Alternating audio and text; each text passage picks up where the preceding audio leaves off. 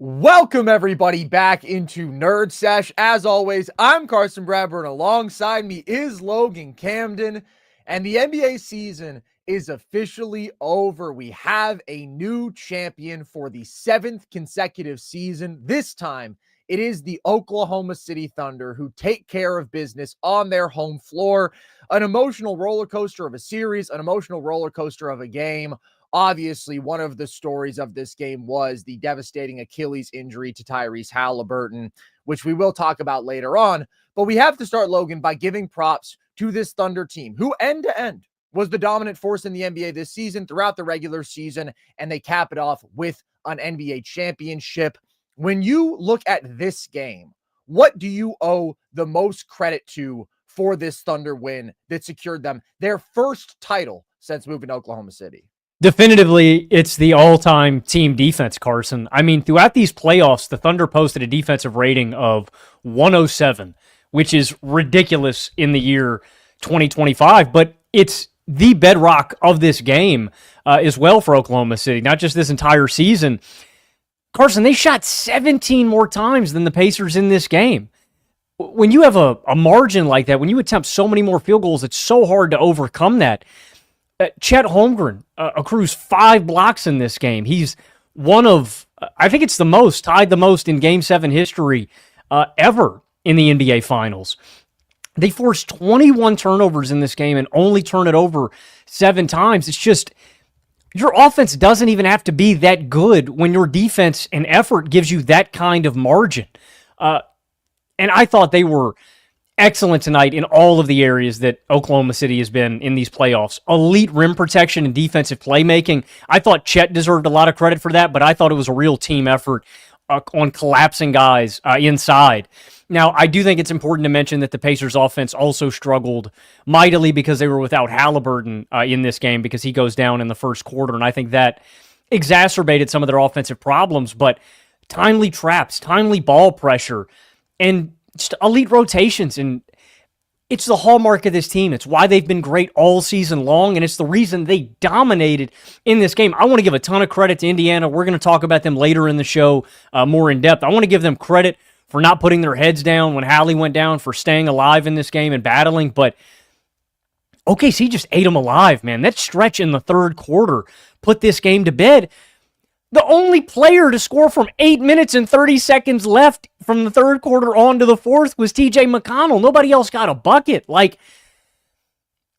It's one of the great defenses, I think, of my lifetime, Carson. I think we can confidently say that now. I mean, in totality, so many all-defensive dude, Cason Wallace balled out in this game too, dude. It's just guys down the roster. Whoever steps up, if it's Caruso, if it's Cason, they've got so many great defensive players. That, to me, was the story of their season and the story of this game. I thought SGA had a really good game too, but it's a defense, man. It's the thing that's carried this team through the regular season and through these playoffs and through these finals. It is a historically great defense. Yeah, one of the best defenses of your lifetime is a total understatement. I would say at the bare minimum, a top 2 defense of your lifetime and one of the greatest defenses of all time. And in all of the biggest moments of this season and of these playoffs, they have cemented that with authority. And the second half of this game was absolutely one of those moments because the first half, OKC looks up, they're down 1 at halftime. Their offense was not in a good rhythm. Everybody other than SGA basically was struggling to get things going. They were struggling shooting from the perimeter. Jada was really struggling early on. And when you need to seize control and dominate a game, in the most important stretch of your season and in all of your players' careers, they do so with their defense. They go on a 42-20 run in the opening 16 minutes of the second half. They force 8 turnovers in the third quarter alone, and they end up plus 22 in this game on points off turnovers. It's the thing that they have done at the highest level we have ever seen. In these playoffs, they averaged the most points per game off turnovers that we've seen since the 07 Warriors in a postseason, 23 points per game off turnovers. And their differential is even better than that 07 Warriors team because they're so incredible at taking care of the ball. So they end with a plus 9.5 point differential off of turnovers. everybody was fantastic in this game defensively, truly. Like, you shouted out a lot of the guys. I thought that Chet played one of, if not the best defensive game we have seen from a single player this entire postseason. Utterly dominant, protecting the rim, incredible off of switches, but it was the collective ability to dial up that pressure, jump passing lanes, flat out strip dudes, everybody holding up so well off switches. Like, this is just what this OKC defense has done at a level that we've never seen. Their ability to combine that unrivaled perimeter speed and pressure and turnover forcing ability with elite rim pressure, elite switch ability. They check every box. And by the way, I'm talking about their unparalleled scoring numbers off turnovers. They averaged the most steals per game in a single postseason by any team to play at least 10 games since 1977. We've talked about this stat before, but that's unthinkable. I mean, pace was so crazy. Teams turned the ball over way more back then. So to now break that mark that hasn't been touched for 5 decades, when you're looking at a totally different league, it makes it all the more impressive. I do think that relative to era, they're the best defense we've ever seen at forcing turnovers. And you see that in this one, man. They have 14 steals in this game, along with 8 blocks, by the way, and they forced 23 turnovers. Whenever it came down to a do or die, we need to finish you off spot. You think about what they did to the Nuggets in Game 7, crippling their offense, basically neutering Jokic, holding that team to 93 points. Game 5 against the Timberwolves, opportunity to finish them off. They hold them to 94 points. And in this one, they hold Indiana to 91 points. It's just incredible. It's one of the best defenses we have ever seen, and they cemented that end to end. The regular season numbers all support that, even when they were without Chet, who's their most valuable defender for so much of the year. And in this postseason, dude, their opponents who they faced were all upper echelon offenses who averaged combined in the regular season a 116.8 offensive rating. And in these playoffs, OKC finished with a defensive rating under 106. They're holding their opponents 11 points below their typical offensive rating. Through the Western Conference playoffs, OKC had the best adjusted relative defensive rating, that being how far they're holding their opponents below their typical offensive standard, that we had seen by an NBA finalist ever. So I don't know where this final number ranks among champs, but it's got to be just them and the Boston Celtics of the 1960s. So it's an incredible slam the door shut defensive performance, and you would expect nothing less. I mean, this is what I said coming into Game 7. The reason that I was picking OKC, who I picked to win the title before this year, who I picked to win the title before the playoffs, who I have felt end-to-end this year was the best team, was first and foremost because of my faith in this all-time defense and their ability to generate a masterclass when they need it most. That's exactly what they did. And they cap off a remarkable championship campaign. 68 wins in the regular season, top 2 net rating in NBA history. And the postseason wasn't as dominant as the regular season. In a lot of ways, it reminds me of the 2000 Lakers or the 2015 Warriors, where you have these teams who are ascending, who have clearly the potential to start a dynasty, and they win 67 games in the regular season for the 2000 Lakers and the 2015 Warriors. It's 68 wins for this Thunder team. The regular season is all-time stuff. The playoffs are a little bumpier. Like, that Lakers team went 7 against the Blazers. They went to a deciding game in the first round against the Kings. That Warriors team was down 2-1 to the Grizzlies. They were down 2-1 to the Cavs. So it's not necessarily going to be super pretty your first time around, just because it really never is, no matter how great you are, but you persevere. And on the back of just being the best team, you find a way. That's what the Thunder did over and over and over again in these backs against the wall sort of spots. And it was overwhelmingly on the back of that defense. And this is the start for this team, man. I mean, we've been raving about it for so long. There's nothing new to say at this point, but this Thunder team, now your NBA champions, is just going to keep getting better as they develop their talent, as each member of their big three continues to get better. They have an incredible asset pool to continue to add more talent. This is the start. And maybe it wasn't, like, again, the most pretty dominant end-to-end postseason, but it was still a hell of a run and an incredible all-time season when you consider the regular season. And it's the worst they're going to look with this core. I mean, you said it, dude. This is an ascendance. This is the start of something. And now Oklahoma City has a championship pedigree. I think about it mentally, what it's going to do for these guys, Carson. Like, they're all stamped now. Like, Chet didn't have a great offensive NBA Finals. J-Dub was inconsistent at times, but it's like these guys can all say they're champs now, and this might be the worst that they ever play in a run. This big three together. And I want to give those guys credit too. I also want to give, we'll go in depth on those guys. I want to give a ton of credit to the veteran acquisitions too, man. Like, I don't think they get this thing done without picking up guys like Alex Caruso and Isaiah Hartenstein, man. They're not the stars of the show by any mean. They never are. And the box score is not going to point to them. But I just thought they did so many little things throughout this series and pulled their weight. Dude, Caruso was awesome in this first half, man. You were talking about the offense not really being able to kick into gear. You know, he hits 2 big catch-and-shoot threes in this game, steps into them confidently. He's got this beautiful slip to the basket behind Ben Shepherd on a off-ball screen. Elite defense always, man. And Caruso was like a shark in the water in this game, man, sensing blood after Haliburton went out. Anytime he had a ball handler on him, if it was McConnell or if it was Nembhard, he was walling him up like, I'm going to take your lunch, man. I think, you know, we're going to heap praise on them, and they're the stars of the show, and they deserve a ton of credit, and we're going to here in a minute. But I do want to shout out the depth guys and the other guys, so to speak, on this team, because that's another thing, man. We talk about it. These are 2 great basketball teams. The Pacers and the Thunder both, dude. 9, 10 deep, guys can give you great minutes, and it's so rare and it's so important in the modern NBA. But I just want to start, and I want to give props to them. I thought Hartenstein had a really great game, too, rebounding, doing some supplementary playmaking. I thought he could have a down series, and I think that's an important aspect of this team, man. This is a young group. They're going to continue to get better and better, and who knows how dominant they could be in the future. I don't think they get it done without these veterans, man. No, they don't. I mean, they're a crucial part of this defense. Alex Caruso has had one of the great role player runs that we've ever seen, has cemented himself as maybe one of the 5 most impactful defensive players, at least per minute on the planet. Certainly one of the top 10, just incredible matchup versatility and defensive playmaking. And he's just been a wrecking ball.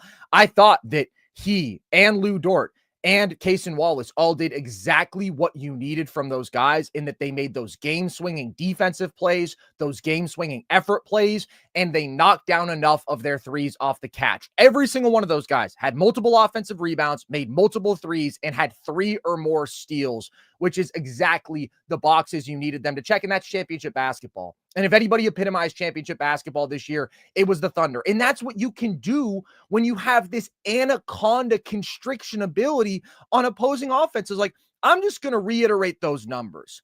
In closeout games that they finished off this year, against Denver, the Nuggets, one of the best offenses in recent years that we've seen, with the best offensive player in the league over the last half decade, and you could argue of all time, and I have argued it.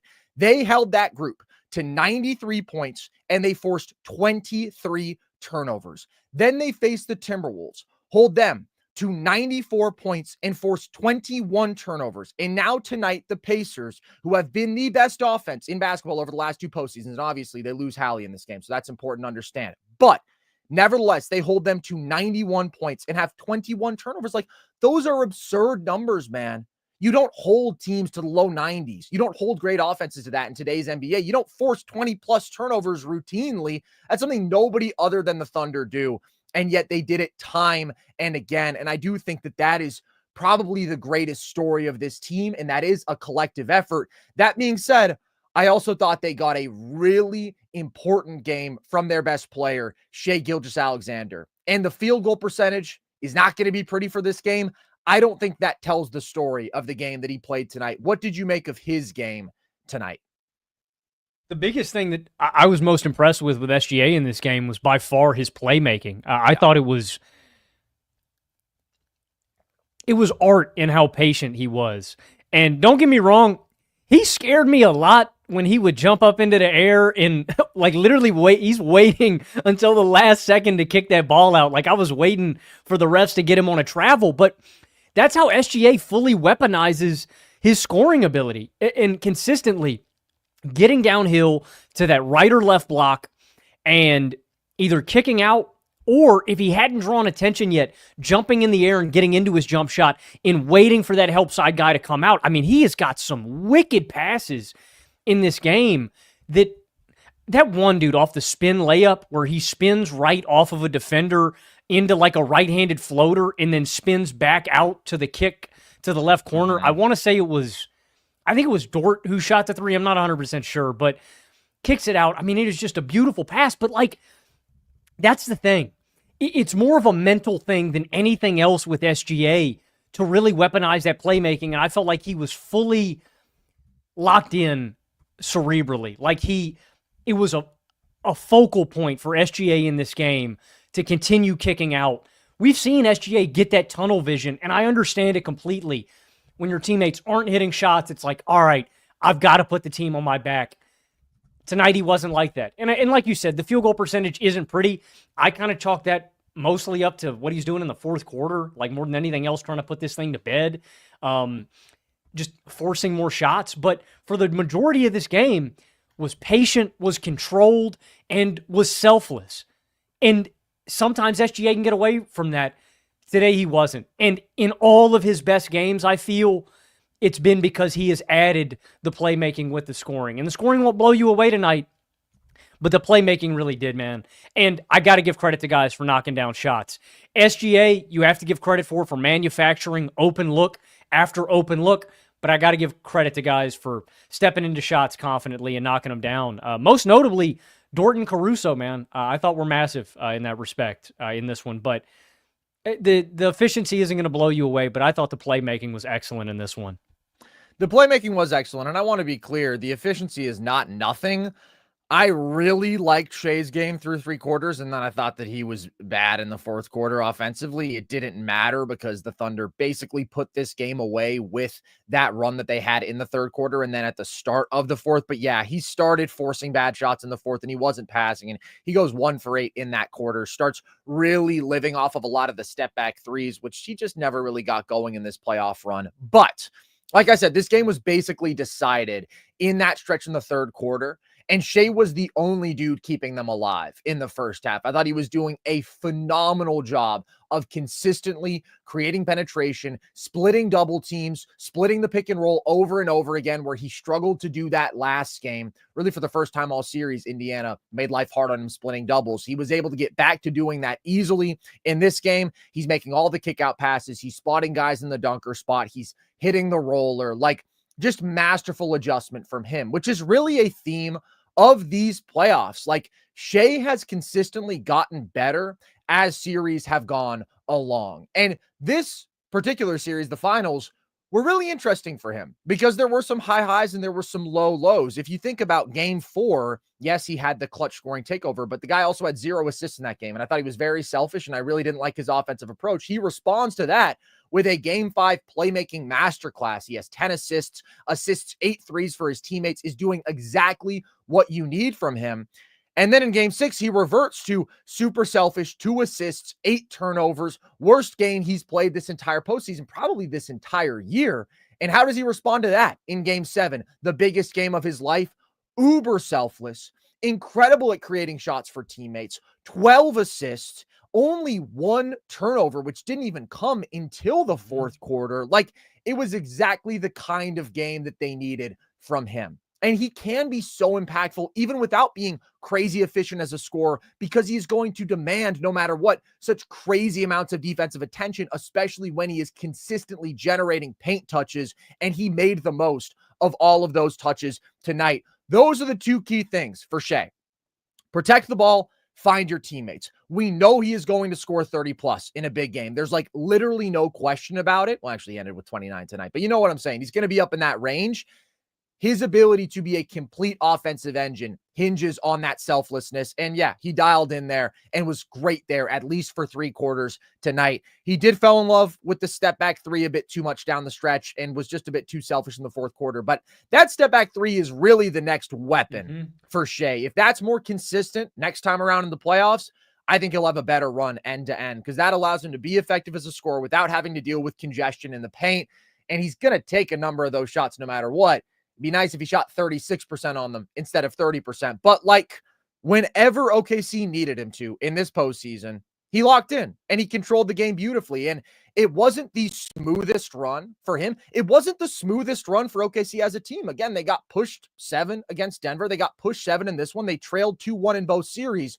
But in those key gotta have it games, Shai was able to make the adjustments, and the Thunder were able to assert themselves as the better team. I also thought that Shai played a really good defensive game tonight. So not the prettiest, definitely not in terms of scoring efficiency, but still a good Shai game.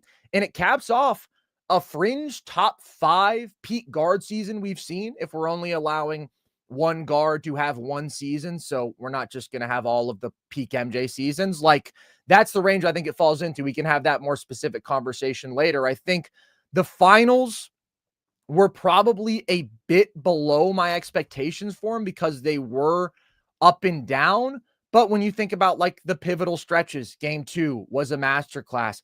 Fourth quarter of game 4, I mean, he gives you that clutch takeover. Game 5, he was excellent. And the first 3 quarters tonight, he was excellent.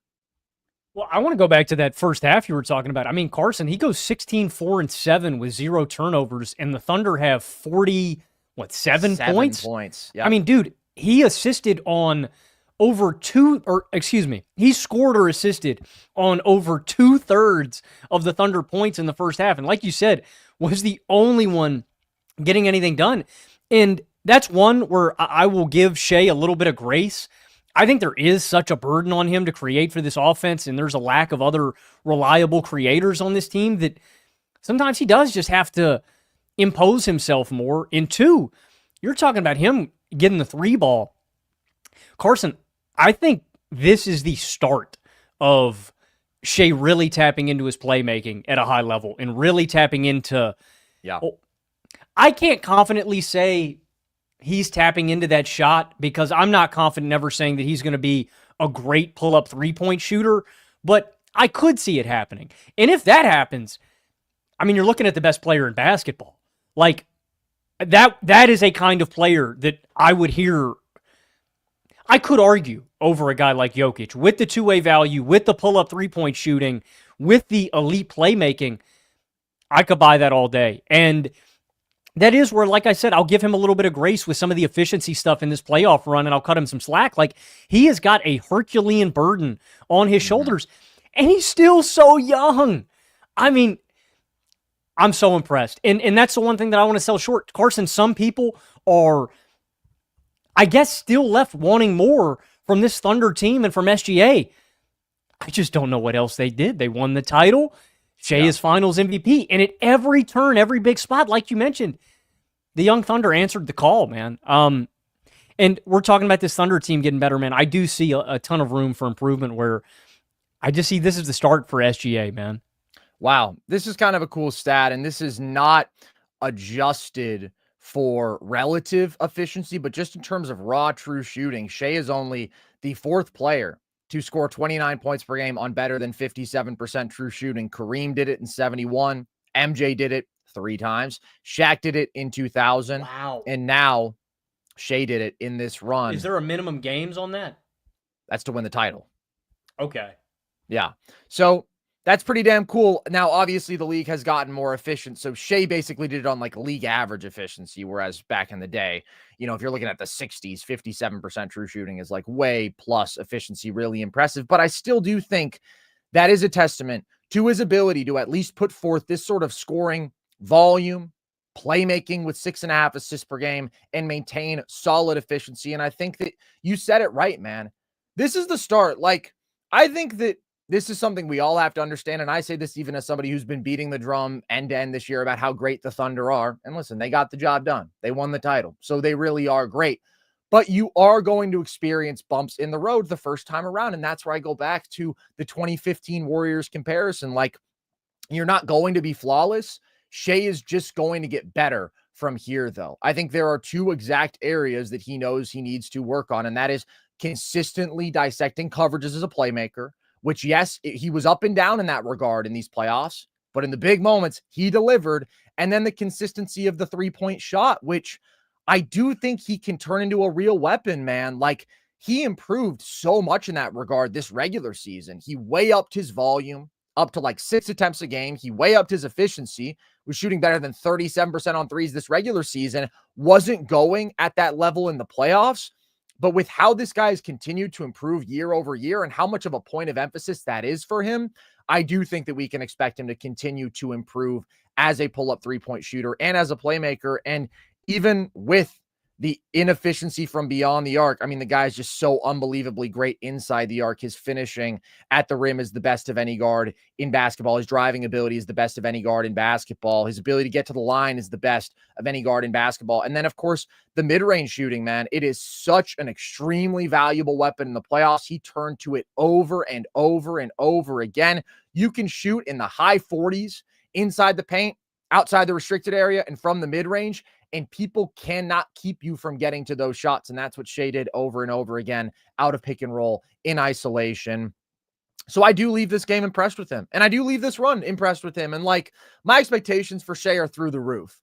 So this run, honestly, compared to my expectations for him, it was probably a little bit more inconsistent, but he always figured it out. And that's the biggest thing. Like, he got them over the finish line. He did it in a situation that, as you said, man, is not easy offensively. There's not a lot of ball handling around him. There's not a lot of creation. There's not a lot of consistent shooting around him. And he still got them to be, I think, the number 4 offense in these playoffs in terms of offensive rating. So you can't undersell the job that he did. It's an all-time great guard. And like I said, I want to rank his season among the best we've seen from a guard later on. But there's somebody else who I want to heap praise on first, who I thought was not the best player on the court tonight, because that was Shai, but the most impressive player on the court tonight, and a top 2 player on the court tonight, and that was Chet Holmgren. Like I said, this might have been the best defensive performance that we have seen from a single player in these entire playoffs. 5 blocks, and they were 5 loud blocks, man. I mean, he swallowed up both Nembhard and Mathurin off switches where they tried to drive at him, and he just swatted their attempts literally like they were flies, like they were little kids. He destroyed Nesmith under the rim. He destroyed Mathurin on a putback attempt. Like, his rim protection, I've said it a million times, is the best in basketball. And his rim deterrence was absolutely insane in this game. His switching throughout this series was insane, and it was again in this one. The guy moves his feet so well, and if you can get deep in the paint, he's one of the best shot blockers and the best technical rim protector in basketball. This entire series from him is one of the best I've ever seen from an individual defender, and that can almost get lost because just collectively as basketball fans, like, we talk so much more about offense, and his offense was ugly for most of this series. It was pretty tonight, but it was ugly for most of this series. But this dude was breaking the game defensively. He was the most important part and anchor of a defense that was doing incredible stuff. And this is probably his masterpiece. But this entire season, dude, these 2 numbers are unfathomable. Chet allowed 0.69 points per isolation as the defender, and he held opposing players, this is regular season and postseason, more than 15% below their average field goal percentage at the rim. To have that level of perimeter defense and switchability, clamping dudes on isolations, and then to be the best statistical rim protector in basketball, I mean, that's the dream. That's literally the dream. He's too skinny, man. He's too skinny. Did you even think about that? You know what's crazy? He's a 90-something percentile post-up defender, too. The myth of the big who just goes through Chet doesn't exist. Now, Jokic did fare pretty well in that matchup individually, but in this series, I thought that Chet was just perfect defensively, basically, and especially in this game. The key, though, is that he also had a really nice offensive game, and we've talked about his issues because I'm such a big believer in Chet. And he was struggling early in this series, and he was forcing the issue at times. We talked about some of the mid-range attempts. He was struggling to finish off of drives, didn't look super comfortable handling it. He just let the game come to him in this one, and that's where he's most effective as that play finisher who is cleaning up on the offensive glass, who has a really nice roll to the basket, who can knock down a 3 off the catch. And that's obviously a big thing for him, just the consistency of his 3-point shot. That's going to be far and away his number 1 point of emphasis this offseason. And then he did have one nice short jumper over Siakam, but overwhelmingly, he was just fitting in. And that's always been my favorite thing about Chet. Going back to when he was a prospect, I've said this is a guy who is going to absolutely dominate defensively and be one of the best defenders on the planet. And then offensively, it's not going to be a ton of self-creation. You'll get flashes of that, but it's going to be hyper efficient production as a play finisher who can shoot and finish at the rim and off the roll. And that's what he did in this one. So if there's one area that I would like to see Shai maybe improve some more, it would be nice if he could become an actual lob passer, because I think that's an area where Chet has some untapped potential. You see where iHeart can find him off the short roll. Shai doesn't make those passes. And just overall, the pick and roll game with those two, I think, has more potential. I get it that Chet's not a great screener. Chet likes to pop a lot, but he's a really good finisher off the roll. And I think that there's more that those two can tap into there that would take both their games up another level. Definitely. I mean, Kaysen and iHeart are more the primary lob guys for this team when they penetrate, but the Thunder don't win this title without Chet, man. He averages 1.9 blocks per game throughout these playoffs, and as disappointed as you want to be with him offensively, which I definitely was throughout these playoffs, the inconsistency, the shooting from deep was disappointing, but the Thunder defense is great. Yeah, they've got a lot of great players, but they're really great because of Chet and what an elite rim protector he is. Like, that's what's really makes this team special, man. I don't want to beat a dead horse because we've talked about it for so long, but they have got an offensive engine and they've got a defensive engine. And when you've got centerpieces on both sides of the court, it really makes it easy because everybody else's job is to, like you said, for Chet on offense, just to fit in. Do your job. When you have got elite anchors on both sides of the ball, you simplify everybody else's role on the team, and Chet is special there. And again, as disappointed as we can be on him consistency-wise offensively, he was elite defensively throughout this run, and he's going to continue to get better, man. And I think he's going to figure it out. We've also mentioned this throughout these playoffs a myriad of times. Like, Chet's played 80 games consecutively? You know, he played 82. He's played 140 games in his career, including he has yet to really piece together. Chet's not been healthy. Like, he's going to get so much better when he has reps and, has time on the court. Like, this guy's still super young, too. He's not a finished product, but I'm glad he answered the call in this game, man, and wrecked the game defensively. Nobody could drive on him in this one. And I want to give props to J-Dub, too, for figuring it out in the second half, man. I was really disappointed with him, and he really got going defensively and especially in transition, man. He's a special transition weapon, dude. It's crazy to me. I'm talking about Chet as the defensive anchor, SGA as the offensive anchor, and then J-Dub's just the glue, man. He does a little bit of everything for you. And he's going to get – I thought he had a really good second half, too, in this one. I was nervous. J-Dub has had – I just got PTSD at that Nuggets series, man. That was horrible. I mean, that was a really low point for J-Dub in this playoff run, how bad he was in this one. But I thought J-Dub – found his footing in this series, and for the most part was really good on both sides of the floor, but especially in transition in this one. And I think about the big moment I think the moment from this series that I'm going to remember the most is the third quarter where, they go on that big run, but Shai hits a three, J-Dub hits a three, and Chet hits a three all in succession, and they rack up like 9 points in like a minute 20. And that to me felt like the moment where we felt OKC starting to pull away, and I thought it was really poetic that it came off of the back of OKC defense and turnovers, and then one of the members of their big three all scoring the basketball. So it wasn't great end-to-end, but I thought all three of these guys had their moments, and J-Dub found it in the second half. He did, and J-Dub consistently found it in the biggest spots throughout these playoffs. I mean, what he did in Game 7 against Denver, what he did in Games 4 and 5 against Minnesota, what he did, obviously, in Game 5 of this series, it was a really bad first half from him, and it wasn't a great game overall, but he was much more productive in the second half, and it's like you said, man, that ability to turn defense into offense is where he is so damn effective. And what I would say for Chet and for J-Dub, you can overcome some offensive inconsistencies when you are that dominant and that smothering defensively. And that's been the theme of the playoffs for OKC. That has been their calling card. That has been their unstoppable punches. We dial up that defensive pressure and level to 11, and nobody else can deal with it. Nobody can take that punch. So Chet in this game became the first player ever to have 18 plus points and 5 plus blocks in an NBA Finals Game 7. Now, There's only been, I think, 9 Game 7s in the finals since they've started tracking blocks. Stat right there, man. So, yeah, I mean, you can call it cherry-picked if you want, but Chet balled the hell out today, and I got to find some stat for him to reflect that. Also, I apologize. I was hastily trying to find that Shai stat earlier, and StatMuse gave me guys who hit those benchmarks in the regular season and then won the title. So ignore what I said earlier. This is the list of guys in a playoff run to score 29 points per game on 57% true shooting and win the title. Kareem, Michael Jordan, LeBron, Kawhi, Giannis, Jokic, and Shai. So it's a little bit longer of a list, but still about as good as it gets. Still a really, really great list to be a part of.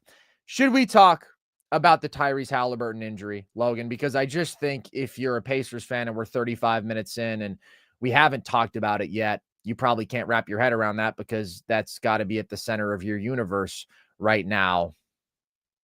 What was your reaction to that moment when Hallie went down? I mean, it was devastating. I don't know how you can feel any. It felt like we were in store for a classic NBA Finals Game 7. I mean, he had hit 3 threes in the first quarter. If there's any gripe that you've had about Haliburton all season long, it's the fact that he's a little passive, that he's too selfless at times, that he's not aggressive. And as much as he was maligned for his injury, which I thought was so stupid, I was impressed that he had persevered and he had played through it, but I was more impressed that he was so damn good in this game, fighting through it. And it just breaks your heart, man. It couldn't have happened to a better dude. I love Haliburton. I love the passion and the light that he brings to the game of basketball, man. He's a lighthearted guy. He's got a great personality. He's a great player. And I feel like his personality permeates to his play style on the basketball court. And, I mean, damn, dude. Clutch moment after clutch moment in these playoffs. And I don't know how you felt, Carson, but it felt like we were building to that in this game, man. It felt like it was going to come down to the wire and that Indiana might have a chance for another little bit of that magic. And when Hallie went out, it was kind of like a balloon getting popped, just a deflating feeling. And like I said, I've got a bunch of stuff I want to say about the Pacers team as a whole. I thought it was a really resilient effort from them through the third quarter. You know, it sucks because they lost their captain, man. It's hard. Yeah. When you killed a queen bee, it's the beehive goes with it, and that's what it felt like for this team. But they had a lead going into the second half, and I want to give them a ton of credit for being so resilient. I called them radioactive cockroaches throughout these playoffs. You can't put them away. You can't kill them. You can't slam the door. And I felt like they were perseverant throughout these playoffs, and they were persevering in this game. And it's heartbreaking that Hallie doesn't get to finish this, the captain of the ship. He doesn't get to finish it with his crew. Heartbreaking is the word for it, dude. I mean, it's one of the worst sports moments of my life that I've watched. Like, I would pretty confidently say the worst since the DeMar Hamlin game. And I don't really want to compare it to a situation where a guy's life was actually in danger, but just like that sinking feeling of like, I don't know if I even want to watch the rest of this game. I feel like my night might be ruined. Like, just sick to my stomach, heart sinks, so hard to watch, and so reminiscent of what happened to Kevin Durant in 2019, like down to a T, where you have a guy who is playing through a calf strain, and you have to be aware of the risk that is involved in that with the kinetic chain. And obviously it turns into an Achilles tear, and not just that aspect of it, like the fact that both dudes were lighting the game up. Now, for KD, it was different because he was just coming back. Obviously, he had missed a fair bit of time, whereas Hallie had been playing through the injury already. But KD comes in 11 minutes, 11 points. Hallie comes into this game 7 minutes, 9 points, the most confident and aggressive, and the best he'd been shooting the ball from deep probably all series. And the fact that he had that opportunity taken away from him to play in the biggest game of his life, I mean, to realize his life's dream, like, there's no words for it. I legitimately could have cried for the guy. It is so unbelievably sad to see the pain on his face that he immediately knew what had happened in that moment. It's not fair. It's not remotely fair, and it's not fair to the Pacers. that their season ends this way. It's not fair to Hallie that he is now in a position where obviously his next season is in serious jeopardy. I mean, we know that this is a lower leg injury right now. It's an Achilles injury. It's pretty much going to be an Achilles tear. I can say that with relative confidence. It's a distinct injury to watch. And I really am just sorry to Pacers fan that this is how your season ended. That being said, I do want to bask in the glory of what a season it was and be positive in this moment, because what a year for the Pacers, and specifically what a year for Hallie, dude. This is a guy who proved so many people so wrong, who we have defended tooth and nail this entire year. But this dude was in LaMelo Ball conversations. This dude was getting slandered outright. And for 85% of the year, he was downright fantastic. He cemented himself as a top 15 player. For the second consecutive year, he led a top 2 playoff offense. He absolutely barbecued each of his first 3 opponents in these playoffs. Should have been Eastern Conference Finals MVP, in my opinion. Led the greatest clutch run in NBA history. Like, let's not bury the lead. That's literally what happened. Hallie had 5 game-tying or go-ahead shots in the last 5 seconds of a game in these playoffs. Nobody had ever had more than 3 before that in a single run. The Pacers went 9-2 in clutch games. It was magic, and it wasn't a fluke. It's something that now they've replicated. Back-to-back Eastern Conference Finals. They pushed the 68-win Thunder to Game 7 and unfortunately didn't even get a fair crack at it because of what happened to Hallie. They knocked off the 64-win Cavs, who, were banged up, but they knocked them off all the same. Like, they end up not achieving some of these historical feats that they could have, but if they had won this game and they got there to Game 7, they would have become the first team ever to beat multiple 64-win opponents in a playoff run. They would have become the biggest underdog to win the title, tying the 2004 Pistons over the Lakers. And they didn't do it, but they came a win away from those things. So I just want to give so much credit to the Pacers. It does start with Hallie. I do think he's the heartbeat of this team. I do think he's the offensive engine. I do think he's their best player. And it's brutal that he went down, but they still fought without him. You expect nothing less of this Pacers team that has shown one-of-a-kind resilience in this run, and nothing but the utmost credit and respect and joy for that team. They play joyful basketball, and I can't wait to see Hallie back out there, joyful again, and exuding that spirit to this entire team, because they're one of, if not the best watch in basketball. I want to heap praise on this Pacers team. I'm going to be honest with you, though, Carson. I don't think this is going to do it for Haliburton haters. I don't think anything's going to do it for Hallie haters, man. Yeah, because guess what, man? Nobody can ever be moved off of any position that they hold. Nobody has rational conversations. No, but it proves you're like smart and intelligent. I mean, dude, listen, we already know that everybody's going to come out. And when I say everybody, I don't mean that. I mean, there's going to be a subsection of people who say this Thunder ring is fake, because people have said every single ring is fake in the last decade, or since the Warriors went back-to-back in 2017, 2018, although those were fake too, obviously, because that was a super team. 2019, that was fake because KD was hurt. 2020, that was fake because of the bubble. 2021, that was fake because everybody was hurt. The Nets were hurt and the Clippers were hurt. 2022 was fake. I can't remember why, but everybody will tell you that it was fake. 2023 was fake because the Nuggets faced a fake path and they played an 8 seed in the finals. Last year was fake because everybody who the Celtics played was banged up and they had a weak path. And now this year is going to be fake because Hallie got hurt in Game 7. Clip that, Chet. Clip that. I mean, literally, that's how some people want to talk about basketball. And if you want to do that, go ahead. Don't do it here. Don't try to talk about basketball like that with me. And don't try to fucking slander Tyrese Haliburton around me, because we know what this guy is. We know the level of player that he is. He has cemented it. And if you tried to hop all over one game when he struggled against an all-time great defense with a calf strain, by the way, I just don't want to talk basketball with you. And I will say, Logan, specifically on that, some of the discourse around injuries has been really upsetting to me.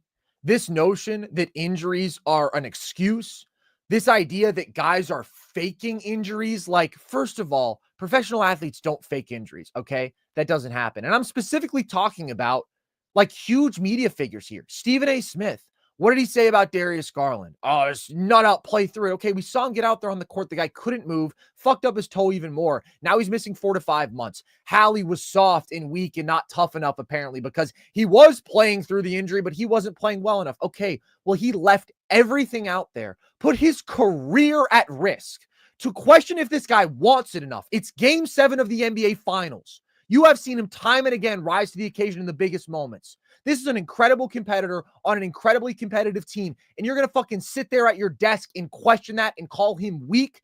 You have no concept, apparently, of what is being put on the line when these guys play through injuries, of how much they are impacted by this.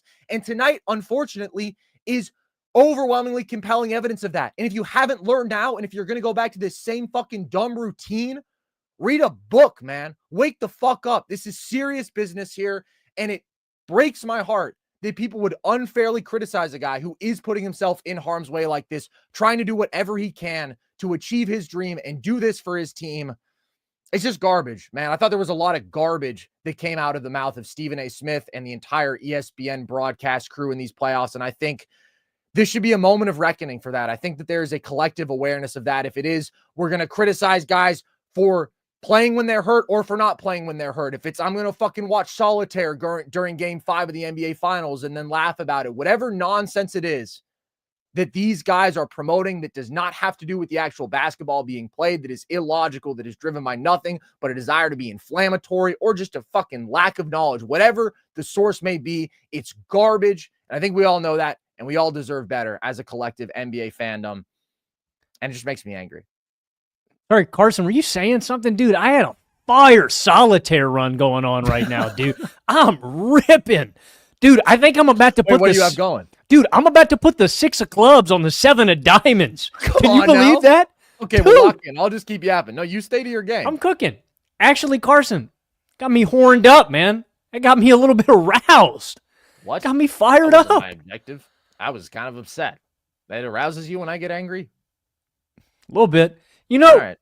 People can hate Carson, and I think the haters are going to, but I think the Indiana Pacers play a beautiful brand of basketball, but more importantly, I think they're the perfect embodiment of team basketball in 2025. They come up short. They come up short to a great basketball team in Game 7, but the Pacers had the 8th most assists per game by a team in a single NBA playoff run ever. The only teams that are above them, 6 Showtime Lakers teams, the 85 Nuggets, and the Pacers of last year. They had 29.2 assists per game. This Pacers team had the 2nd most bench points in a single playoff run in NBA history, just behind the 2014 Spurs and ahead of the 84 Lakers. They had 6 players average 10-plus points per game. The only teams with 7 in NBA history are the 69 Celtics, the 85 Lakers, and last year's Pacers. And they are the only team in playoff history to have 8 players average 9 or more points per game. That's the only team with 8 players above 9 per game. I mean, this team just embodies all hands on deck in any given game. Anybody can get hot, and I think there's a lot of guys that deserve credit down this roster. You shouted out Haliburton. Of course, he is this team's leader. The other guy, the first guy that comes to mind from this series is just TJ McConnell. I mean, it is a simply heroic TJ McConnell series. He had one of the best final series I can remember from a bench player. The guy constantly injects life into this Pacers team. He had 12 straight third-quarter points in Game 7. In Game 5, if you remember, he had 13 third-quarter points in that one. The guy is a shot of vodka on a slow night. He is one of the fiercest competitors in all of basketball. He is so blazing quick. He is so hard to stay in front of. And again, that's the point that I want to hammer home. This is the best defense in the league, and TJ McConnell just said, I'm just going to get to the basket, actually. I'm just going to get to the rim and get to that little mid-range area. And a big reason they were able to stay alive in this game was because McConnell gave them some juice. And they come up short, but he's one of the best bench players in basketball, and I thought he was phenomenal in this one. I thought Spicy P had a really damn good series considering the circumstances, considering he was facing such an elite defense. Like, there's a bunch of guys I want to give credit for, but this is a great basketball team, and to add on to what Carson was saying earlier about Haliburton and the Pacers in general, we're just not going to tolerate any Indiana slander whatsoever, man. And if they didn't prove it to you, I don't think anything can. I just think you don't like basketball, man. This Indiana's such a great team, man. I'm super impressed. 60-win pace for 3/4 of the regular season, and then they went to the NBA Finals, man. Like, if that didn't sell you, and they went to Game 7, like, obviously this is a great team, and they are going to stick around as a major contender because they really have this core locked up. I mean, they have both Siakam and Hallie under control on long-term contracts. Obviously, those are the two big ones. They do have to pay Miles Turner. And by the way, we'll talk about Miles Turner, Logan. I don't think you got to pay Miles Turner.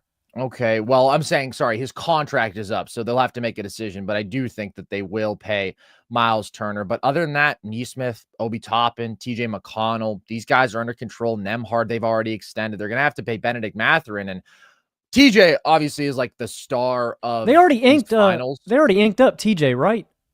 Yeah, TJ, they have I think a 3-year deal. Yeah, they have TJ signed for a while, and it ends with a team option, which is good stuff for them. But what an unbelievable final series from him. 12 points, 3.6 boards, 4.3 assists, 2.1 steals per game in 20 minutes per game on 59% true shooting. Unbelievable. Mid-range master, unstoppable driver. This guy just got into the paint whenever he wanted all playoffs and made so many winning plays. And the other guy, Benedict Mathurin, not as consistently a force to be reckoned with as TJ, but man, did he have some big stretches. And in this game, like, yeah, maybe it's not the most meaningful, obviously, because a number of his points come when this game is out of reach, but guy made so many effort plays on the offensive glass. He had 7 boards. He ends up 7 offensive boards, that is. 24 points on the night, and you see the explosive scoring potential with him. There are areas where I'd like to see him more consistent with some of the basketball IQ and feel stuff, but the scoring potential, the athleticism, and the competitive will. He had 7 offensive rebounds tonight. He had 6 offensive rebounds in Game 5. Like, this isn't a one-off. This guy wants to go out there and win, and he has so much talent. And then you got to give credit to Siakam for just being such a consistent force throughout this postseason, just consistently doing his Pascal Siakam stuff, playing at that top 30 level. No, he couldn't just take over and single-handedly beat this Oklahoma City team, but nobody was going to be capable of doing that. I think that if you're Indiana, you feel great about your overall structure. You're the best offense in basketball. I think you've earned that status over the last 2 years. You're the smartest offense in basketball. You're one of the best coach teams in basketball. You're one of the deepest teams in basketball. And you got way better defensively. You probably have the clearest identity in basketball. You have multiple ball handlers. You have a bunch of guys who can make plays, attacking closeouts, knock down shots off the catch, make reads within the flow of your offense. You have skilled, bigger guys. Like, they just check so many boxes. And really, I just hope that Hallie is okay. I can't believe we even have to have this conversation. Like, it actually makes me so sad, but this is an Achilles, man. You never know with an Achilles. Like, medicine is better than ever before, but this is the worst injury a basketball player could have. It definitely is. To put on my rose-tinted goggles for a second, though, if there's a team that can, I don't think that the Pacers are like completely cooked next season. I think, well, define that. I mean, obviously they're not going to contend. They can win 30-something, 40 games. I think they can win 40-some games and get into the playoffs. I mean, it would be basically Haliburton trying to ramp up in time for the playoffs, which I think is out of the question. But it's like, you just rattled off a bunch of stuff about why this team is still going to be competitive and all the great players they have. Like, yeah, but so much of that starts with Hallie's ability to connect everything. Definitely. To be that primary offensive initiator. I don't want to. Like, he makes everything fall into place. I don't want to downplay Haliburton's impact. I would never do that because of how great of a player he is. But this is a really deep basketball team. Unlike OKC, right? If Shai went down, they don't have another ball handler who can step up. They do have Nembhard and McConnell who could float this offense for a while. Look, I'm not saying you should be super optimistic about the Pacers' chance of going on a 3rd consecutive, conference finals run or anything like that. But if Haliburton were able to miraculously be ready by playoff time, like, this is still a team I expect to be in the playoff mix and be, in the 40s of wins and still at least be in the dance next year. I mean, if Hallie's torn his Achilles, I think next season is out of the question for him because he tore the damn thing on June 22nd. So if you're talking about like best case scenario, maybe 10 it's months. a 10-month recovery time. That means you gotta, make it to the playoffs, and that's gonna be his first basketball. I just don't see that, man. Like, I think Tatum's missing the whole year, and Hallie tore his Achilles a month and change later than Tatum. I think that they'll probably just sit him for next year. But yeah, I mean, they could go 500. That's what they are over the last 2 years without Hallie. They're 11-11. They're 18-30 without him over the last 3 years, but they also just weren't as good a team 3 years ago. So they can be okay. But like the on-off stuff is all very telling. I mean, he's got a massive on-off differential in the playoffs. The offensive on-off swing is like 8 points for him. The offense isn't going to run the same. And I think, is TJ going to be the guy who they asked to step into that starting role? I don't think so. I think that they're more likely to ask Nembhard to take on more of those point guard duties, and then I would roll with they call Nesmith up and Mathurin. Yeah, I think that's the right call. That's probably what they'll do. It just sucks to lose out on by far your best passer and your best pull-up shooter and the best decision maker in basketball and your best transition passer. Like, they're going to lose a lot without him, man. I think 500 is optimistic. I think they're probably like a 38 win team. Maybe that gets you into the playoffs. I'm taking the over on that. All right, man. I think Hallie is so vital to this team in so many ways. But next year, bummer. After that, reset, right back in the mix. Like, I think really the only long-term need for them is a better backup big, so we aren't going through this cycle of, is it Thomas Bryant, Tony Bradley, or small ball? Like, if you get a legitimate rotation caliber backup center, then I think that you already have so many great pieces in place. I think that Mathurin is long-term probably going to be your fifth starter, even over Nesmith, who I really do like. I think Nesmith is really good, but the offensive pop you can get from Mathurin, if you can really harness and refine his athleticism into a more consistent defensive player, but even, Nesmith's a really good defender. He also fouls out of every other game, so that's a problem already. I think Mathurin has real potential to be that quality fifth starter. I'm a Jarris Walker optimist. I'm bummed that we didn't get to see him in these finals because of the injury, but I think that's a really good, versatile defensive wing. So they're in this awesome position where they have their two stars under control. They have a shit ton of really good role players all under control, all on good contracts. Nesmith is $11 million a year. TJ is $11 million a year. Nembhard is $19 million a year. Right now, they still have Mathurin and Jarris Walker on their rookie contracts. So you're obviously getting really good value for those guys. Obi is making $15 million a year, basically. So I don't think that they need to make any sweeping changes. I think that in a couple years, if Hallie comes back and he's right, I mean, not a couple years. Obviously, hopefully he didn't tear his Achilles, but he tore his Achilles. That's the reality. So for the 2026-2027 season, I think the Pacers will be right back at the top of the hierarchy out east. Well, things might change by then, but they'll certainly be in the mix. Nothing flukish about this run they went on. Not at all. Played at this level for a long time. I mean, I think the East is wide open. I'm excited about the East, man. I mean, the West is super competitive. Cavs are winning the East, my friend. If Hallie's out, I don't know if I'd take that to the bank yet, man. I think it's open season. I think it's open season. Everybody says that. Everybody says that. I think a lot of people are underestimating how good the Cavs are going to be next year. Well, it's like what's saying that they don't have with Indiana and Boston both being knocked out. I'm just saying, dude, we say that. Who could have seen the Tatum injury coming? Who could have seen? Well, that's of course. I'm just saying, I'm saying barring major injury, I think the Cavs are the clear favorite. They're my favorite for sure, but I don't know. I'm not ready to take anything to the bank. I think the East is wide open, man. I'm going to disagree, and I'm going to say the Cavs are now a clear favorite. Speaking of taking it to the bank, though, going down. Yeah. Shout out my pops for being the only dude who predicted the Thunder in 7, man. He is the only person I saw actually take OKC in 7. Shout out to Jimmy. Let's talk about Miles Turner. You said I want to go crawl in a hole. Can I go find a hole to crawl in, man? You said this guy was better than Domantas Sabonis. I did. I hate Domantas Sabonis with a passion. It's the worst take I've ever heard in my life. And I've heard some bad I've had worse. You haven't had worse. You really haven't had worse. Everybody's going to have some swings and some misses. That's the way the game goes. This is your worst ever. Some would say it's my magnum opus, my coup de grace.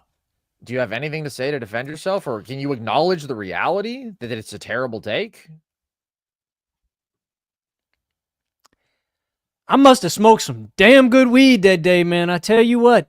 That day. So this is every day because you've affirmed this take like dozens of times. All right, and your statement stands? I must be smoking some damn good weed every day, man. I think you are, Logan. I think you're living good. Well, shout out to the Indiana Pacers outside of Miles Turner, who really struggled in this series. Yeah, I don't. He did make some plays around the rim, but he also averaged 4 rebounds a game and shot 37%. No, he was cheeks, dude. I mean, I think he was like a major limiter for this team. His ceiling offensively, really. I mean, if he had been nails as a pick and pop, or could have been a major difference maker. If he could have attacked some mismatches, he did nothing other than block some shots. But even defensively, he didn't have a good series. The only thing he did was block shots. And I thought that he had a good defensive game 6. I thought he was more effective in pick and roll coverage, but a lot of this series, he was getting picked apart for coming out too high, and Shai was just getting around him. And do you think, downhill.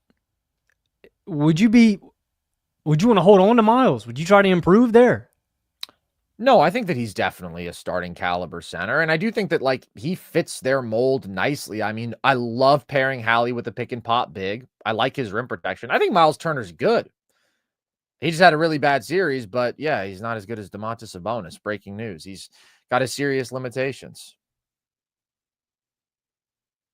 Nothing to say, huh? You're really loud, Logan. You're really loud when Domantas Sabonis has like a 14-point game and you declare him a bum. When Miles Turner shoots a percentage from the field we haven't seen from a center in the finals since the 90s, you've got nothing to say. That is really interesting. I'm not a Sabonis. I would take give me Tony Bradley over Domantas Sabonis. All right.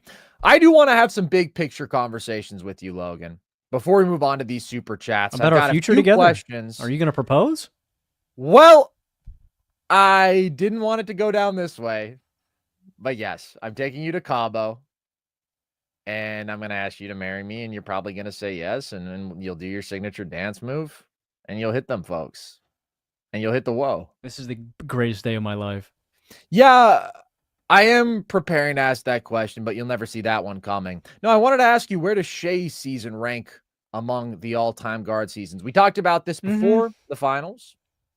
Having now seen it go down, where do you think it ends up finally? What is the cutoff date? All of NBA history. No cutoff date. If you want, I have an answer mapped out that I've already thought about. I've got names that I would take above him. I think I would definitely take MJ's best season. Yeah, of course. I would take Steph's best season. Yep. I think I would take Jerry West's best season. Magic, 87 Magic. I would take Magic. 09 Kobe. And that's the list. I agree completely, Logan. I have it at number 6. I have it behind those 5 years. So 91 MJ is the best individual season in basketball history. 87 Magic is one of the best offensive seasons ever. Just incredible. Led like the best playoff offense we've ever seen. And at the time, what was the best relative offense in the regular season too. So just peak Magic at his absolute best. 2016 Steph, it's one of the best regular seasons we've ever seen. Just one of the best offensive players ever at his absolute best. Those three, I was like, no matter what Shai does in this series, he's not going to be able to climb past any of those. Now we get into the range where it was up for grabs, sort of depending on if he had a dominant final series or if he had an underwhelming final series. The margins were very slim. I give the nod to 09 Kobe, even though Shai definitely had the better regular season. I mean, just utter dominance from him in terms of impact, in terms of the scoring production, efficiency, obviously the team success that he led to. But I do think that Kobe had the better postseason. Kobe giving you 35, 5.5 in that era. That scoring volume is more impressive than today. On plus 2% relative true shooting, better efficiency. I think that his game scaled a little better. He was a little more consistent throughout that run than Shai, who did have some really high highs, but did have some ups and downs by his standards. And then Jerry West, 1966. And I know that some people will look at this and they'll say, oh, those guys didn't win MVP. I don't care. I mean, I think that Shai's MVP is a testament to his all-time great regular season. But at the end of the day, MVP is something that voters choose. People can make mistakes. Some MVP races are stronger than others. Shai's MVP race was really, really strong. But I just don't really value that all that much. Jerry West, 1966, regular season was 31-7-6 on plus 8% relative true shooting. He led the league in true shooting percentage. And in the playoffs, 34-6-6 on plus 9.5% relative true shooting to lose in game 7 of the finals to the Celtics. That scoring volume, the defensive impact you got from West, I think I have to give that the edge. And I mean, literally the all-time great guard efficiency. There's just a little bit more consistency, I think, in that Kobe campaign and that West campaign in the playoffs. Still very close because I think Shai had the better regular season than either one, but I think that's where I end up landing on this line. And then the other season that I think is in the mix here is 64 Oscar, but I'll give Shai the edge there. The reason I prefer the West season to Oscar is, well, the scoring volume is crazier, but also it's really the defensive difference in West's favor. West being one of the best defensive guards ever. I don't think of other names. I mean, I just think about like D Wade, like. But it's I mean, there's some great ones. There's a different level of completeness with SGA. You know what I mean? He tied the bow on it in a different way, I feel like. Yeah, well, we've talked about this with D Wade. The thing is, like, people will point to 06. First of all, I don't think that D Wade's 06 playoff run was better than Shai's playoff run right now. I think there's just a lot of romanticism that. I mean, his final. I mean, it's an iconic. Wasn't the regular season play. The finals, absolutely. Because I mean, he's dropping 35 a night. His second leading scorer is Antoine Walker with 13 a night. The finals are legendary for sure. My point is the end-to-end season was not of the caliber of Shai's this year. He didn't have that sort of scoring efficiency. Ceiling is really the big difference. The level of jump shooting that we got from Shai this year was just flat out superior to the level that D Wade was at that point. The ability to protect the ball and just be so efficient overall as an offensive engine from Shai, just more complete in that way compared to that version of D Wade. And then, you know, we've talked about a lot of these seasons before. I don't want to go super in depth and beat a dead horse here, but I think that's where I end up with this Shai season. I think I would have it 6 behind 91 MJ, 87 Magic, 16 Steph, 09 Kobe, and 66 West. I don't want to derail this real quick. I mean, would you think AI would be top 10 that 01 run? No. You wouldn't. The season end to end, no. Above AI, I would have D Wade. I would go 2009. I think that was his best season. Luka 2024, Harden 2019, Nash 05 or 06 or even 07, CP3 08 or 2014. I'd take all of those seasons before we're getting into the AI range. And there's probably some more that I would take too, but I think that I got us to exactly 10 names there. So I will leave it at that. Another all-time question. Where does OKC's defense rank, or how far back do you have to go before you find a better defense? It's probably the question about this team. I think they're the best defense of this era. I just think the game is so different now.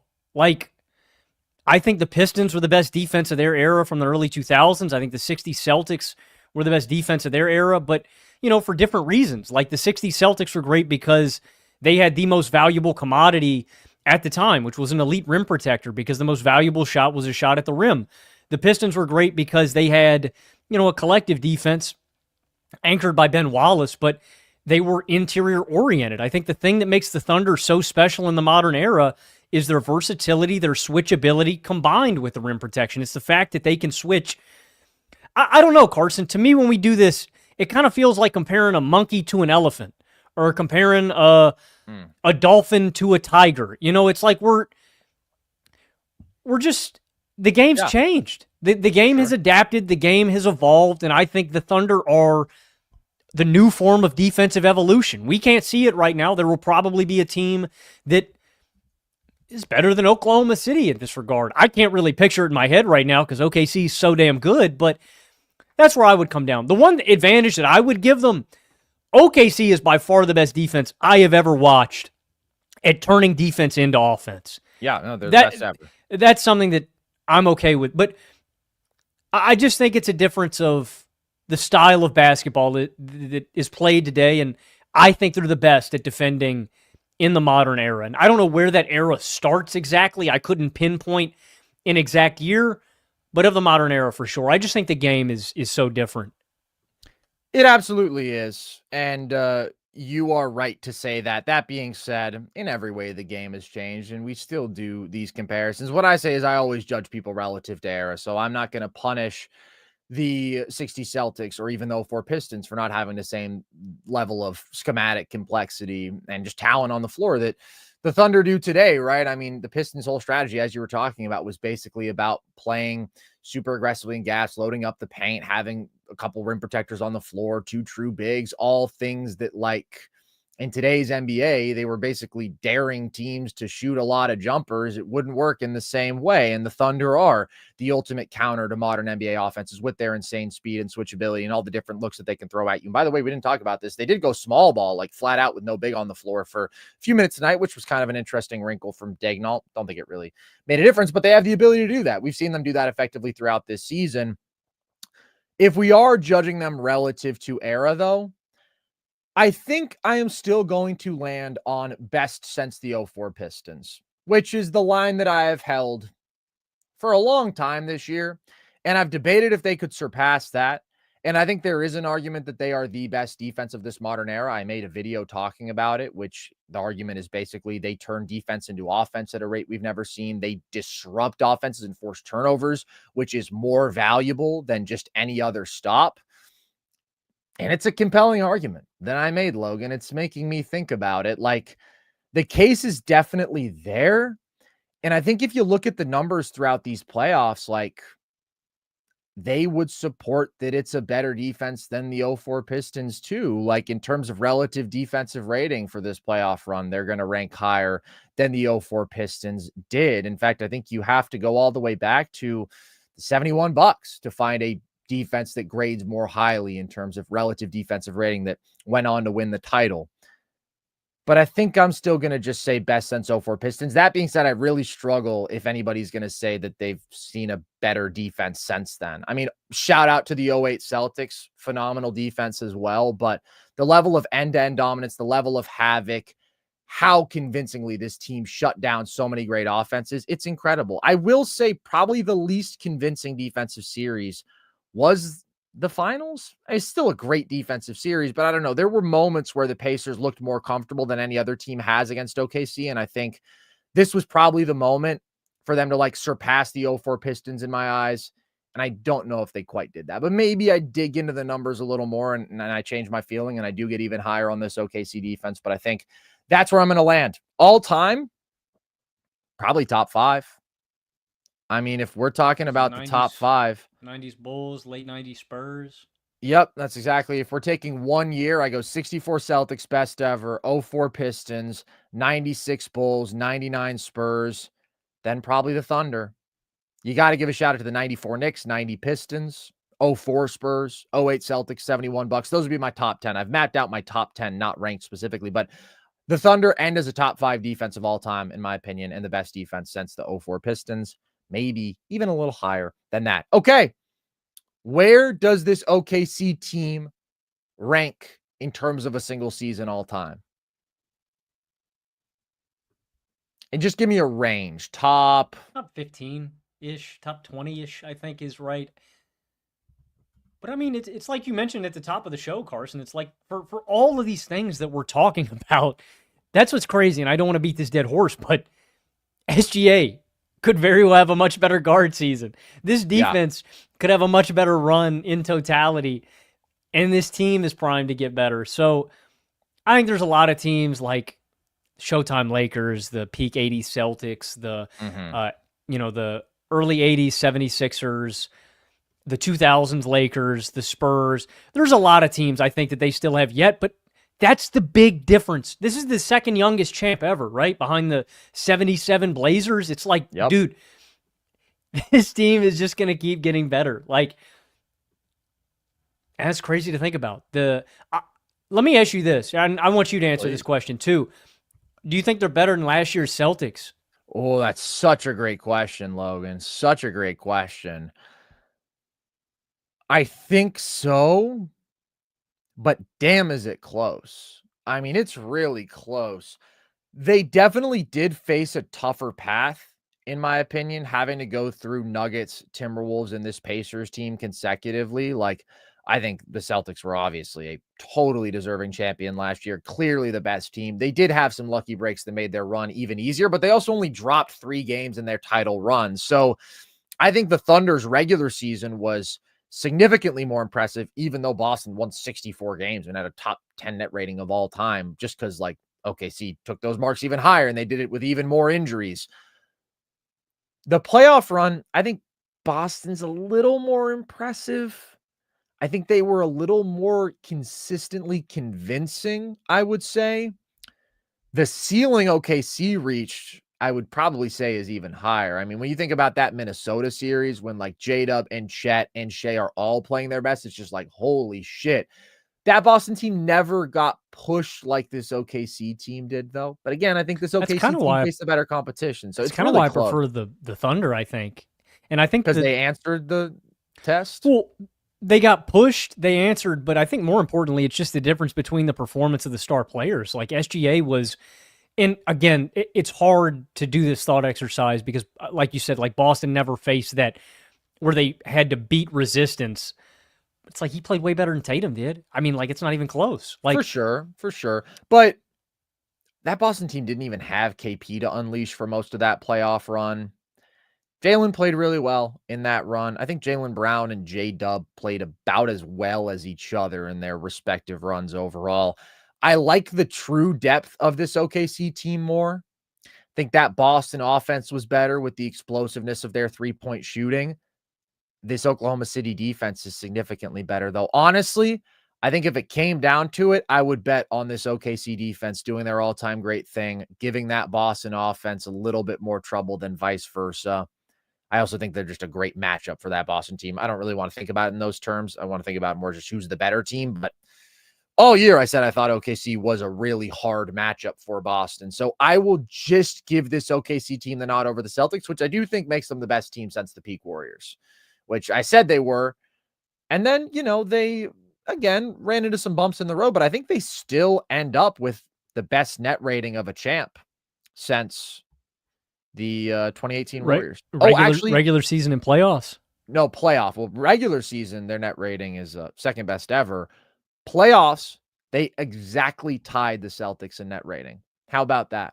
I do think that speaks to how dominant the Thunder's wins were. And like, that's just, that's more impressive to me. That OKC's right there with them. Yeah, I think that's true. Considering the level of competition, them having that net rating. And again, it's about wins and losses. You're not tracking net rating at the end of the day, but the net rating is telling. I mean, they had by far the best home point differential in playoff history. I'm going to go OKC.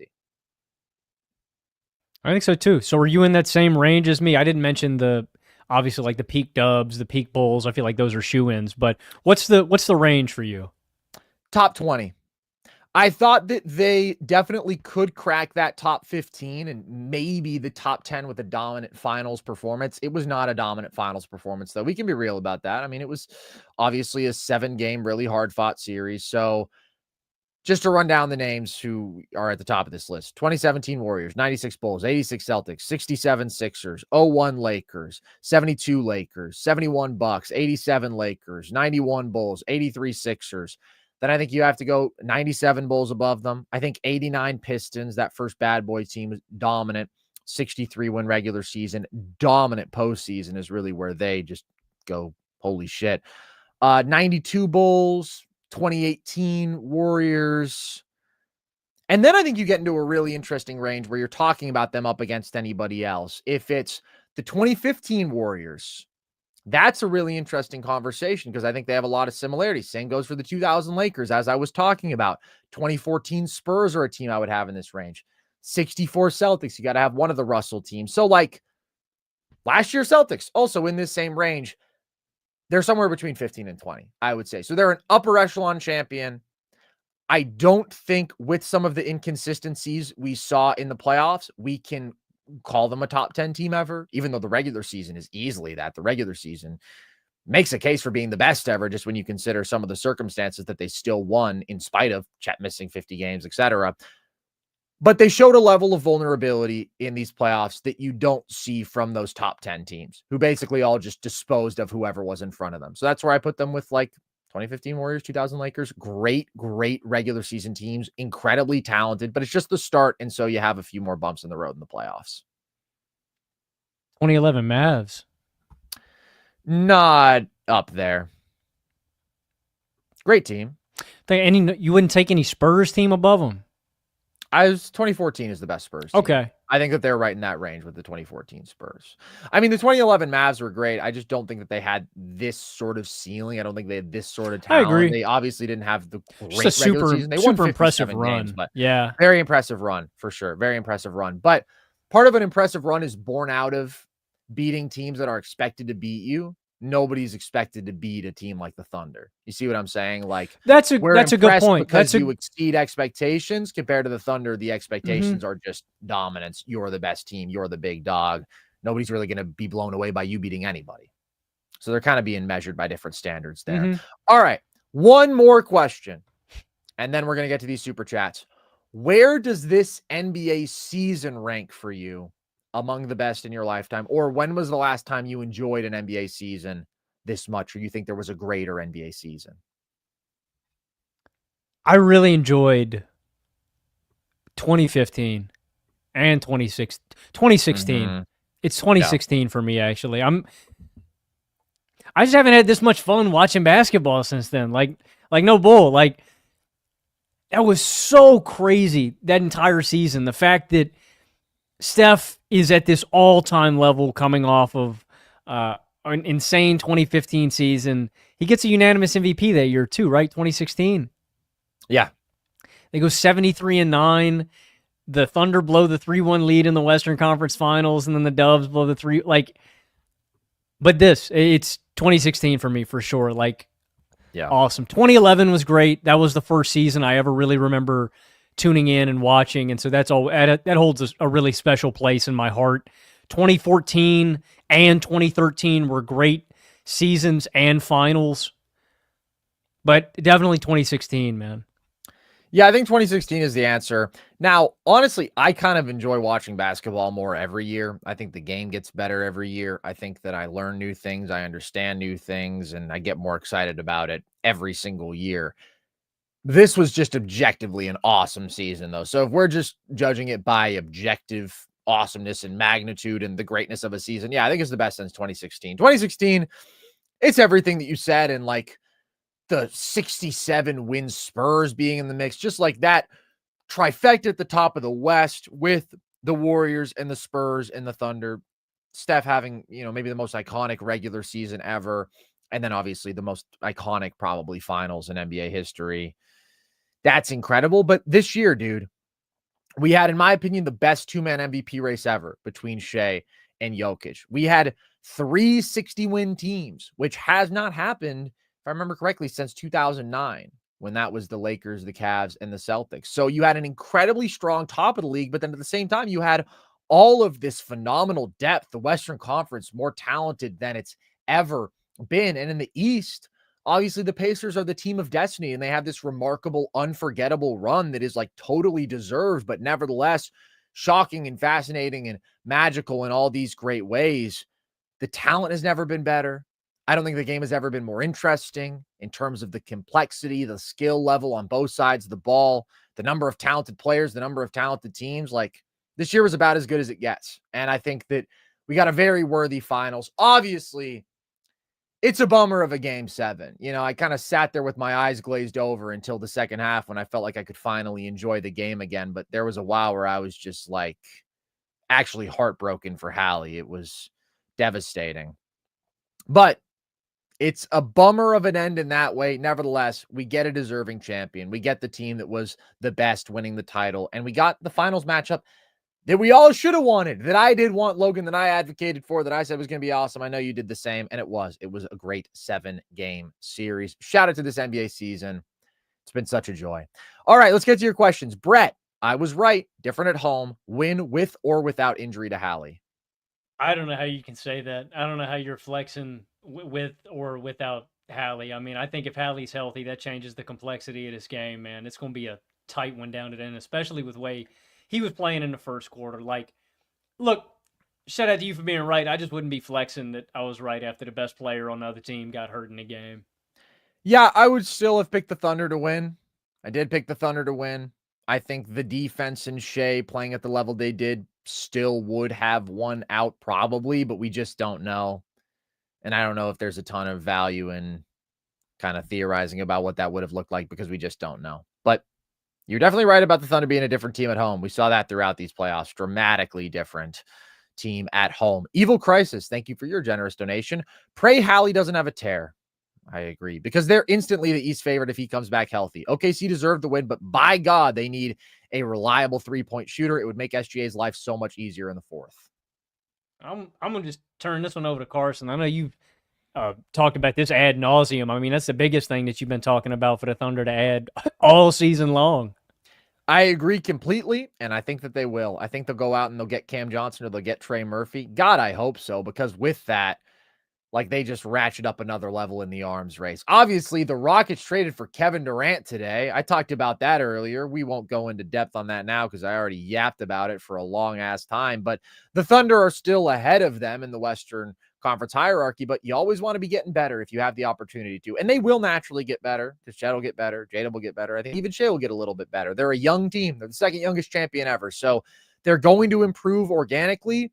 But when you have the assets they do, why not go out there and get a great shooter? And I agree. Like, what did the Thunder end up shooting from three in these playoffs? 33.8% from deep. That was 13th of 16 champions. So to do that and still post this dominant net rating and still end up posting of 16 teams in these playoffs? Or... Yeah. Okay, you just said champs. 16 teams. Okay.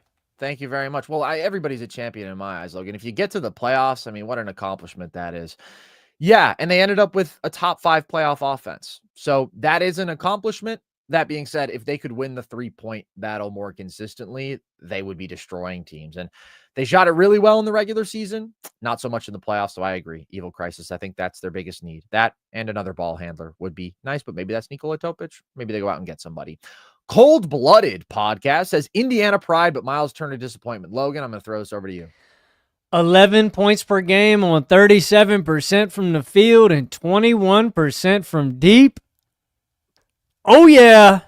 And that 11 is rounding up, by the way. That is rounding up from 10.6. Yeah. Rough series for Miles Turner for sure. Still a good player. Just, let's keep the conversations about him reasonable. Teddy says, we still have a former top 5 projected rookie who hasn't played a single minute yet. Sheesh. I am excited to see Topic next year. I don't know how much he's going to factor into the rotation. I do think part of what makes the Thunder so insane is that everybody who sets foot on the floor is a menace defensively, or at least can't be targeted. We see that where even Isaiah Joe at times gets his way out of the rotation. I mean, I think they just need somebody else who can just take the rock. I mean, you know what I mean? Give Shai 12 minutes a game where he can, not have to fully exert himself. They don't need a home run hitter. They need a guy who can give them a couple of singles. I agree. I just think they need a quality bench ball handler, and I think that Topic can be that. I really did like him as a prospect. I think he's a very gifted offensive player. Like, we'll have to see the consistency of the shot. He was an elite free throw shooter. I think the touch is absolutely there. He's a really effective driver, and he's a very gifted passer. So we'll see. Like, obviously, the shot got to be there. The athleticism you worry about defensively more than anything, but just like as a guy who can, give you 13 minutes a night as a bench point guard or whatever, I really do like his potential there, but it's also asking a lot of him to immediately step in and fill that role. So I don't know. We'll see. I'm cautiously optimistic about Topic, I would say. Liam says, won't happen, but 82 games is too much, clearly. I mean, sorry, do you think he means like just in general? Well, I think he's probably saying because of Hallie's injury, maybe the totality of the injuries in these playoffs, that the season should be shortened. I just don't like messing with historical records. I think it just kind of messes with the all-time numbers. Yeah, I agree with that point. That being said, I do think we're at a place where, like, players are missing so many games, and it's gotten a little bit better over the last couple years, but because of, like, the 65-game minimums, when it comes to playoffs, players are getting hurt more than ever. Do you think they should spread out season games? Yeah, I think. I mean, I've wondered out, 72 even, like, just some more off days. That being said, you never know how much that's going to help, what it's going to prevent. But I just think the modern game puts more stress on the athletes than ever before. They have to cover more ground. The pace is really fast. And it's hard on the body. I mean, we saw 3 stars tear their Achilles in these playoffs. And if that were a one-off, we could say, all right, bad luck. But you look at the last half decade, there's been a lot of playoff injuries to stars and a lot of stars getting hurt just in the regular season, stars missing games overall. So at this point, I'd be okay with it, even though I am the ultimate, like, hey, history books guy. I think that at the end of the day, we want the players to be safe and healthy, and we want the product to be the best. But no, it won't happen because of TV deals, because they want to have every single game that they possibly can. And of course, like, at this point, we're June 22nd. So I don't know how much the regular season schedule does factor into stuff, but it is that collective wear and tear that probably does have some impact. Brady says, so if you're Presti, after winning a chip, are you trading back in the draft this year for more future assets or staying put at 15 and 24? It's a good question. I mean, me personally, if I'm Presti, I'm putting my nuts on the table and I'm okay with slinging picks. Like I'm using those assets. The way I look at it, OKC's rotation is pretty much shored up. Like I'm swinging for the fences. I am trying to get a big dog for this rotation. It makes me even better. A veteran presence, like I'm probably packaging those picks and a player or packaging those picks in some more future first, and we're going and getting a legitimate rotation guy, like Carson mentioned. If it's Trey Murphy, if it's Cam Johnson, Cam Johnson, like whoever it is, like I'm packaging those assets and we're making a big time move because I've got buku assets. Well, what am I holding on to them for? I can't keep all these players that I'm going to draft.